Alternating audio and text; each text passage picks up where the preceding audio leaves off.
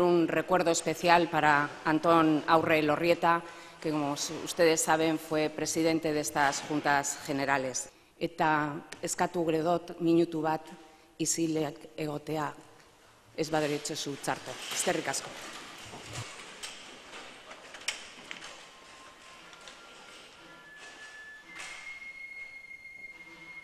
Aldun Nagusi jauna, zure da berba.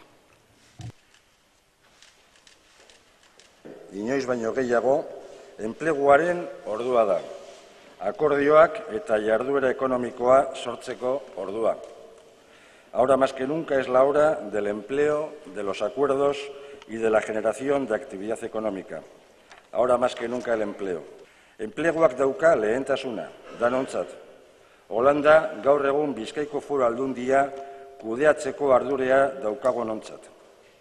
Nire investidura hitzaldian, legegintzaldi honetan foru gobernuaren jarduna gidatuko eben 10 ardatzen barri emon neutzen, eta enplegua ardatzetako bat zen.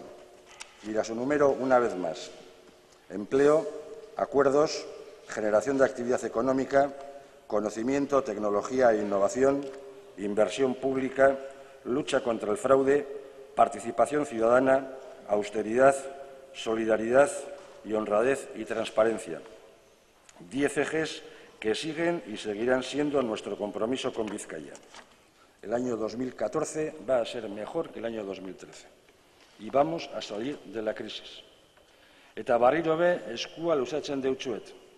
Zerga politiketarako akordioak topateko, gizarte zerbitzuei eusteko, herri moduan daukagun nortasuna eta gure hizkuntza indartzeko, zerbitzu publikoak mantentzeko, ingurumen politikak esartzeko, behar dan moduko politikaren balioak sendotzeko. Y les vuelvo a tender nuestra mano para buscar acuerdos en las políticas fiscales, para el sostenimiento de los servicios sociales, para el fortalecimiento de nuestra identidad como pueblo y de nuestra lengua, para el mantenimiento de los servicios públicos, para las políticas medioambientales, para reforzar los valores de la política con mayúsculas.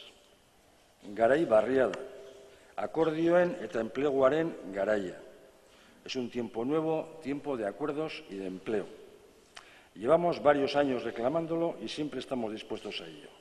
Mi compromiso y el de mi equipo de gobierno es por el acuerdo, por el empleo, por la reactivación económica y por los servicios públicos. Y al final, la clave sigue siendo la misma de siempre: sembrar para recoger y generar riqueza para poder repartirla.